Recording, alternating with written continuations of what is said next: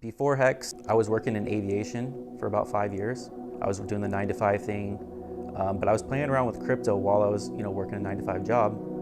And I was buying Bitcoin and mining Bitcoin and just trying to accumulate. I went through the 2017 run, prices went up, and then they dropped. For me, I'm the type of person that I was learning about it. I wasn't just like trying to buy it and sell it. I wasn't trying to trade it. With crypto, you buy it and you just hold on to it and just hope it goes up in value. And then when you actually do want to start spending or use it for your day-to-day life, you're going back down. The most exciting thing to me about HEX was the fact that you could earn more coins while you're holding your initial bag. And even if you do need to spend it for your, for day-to-day life and things like that, you're not running out.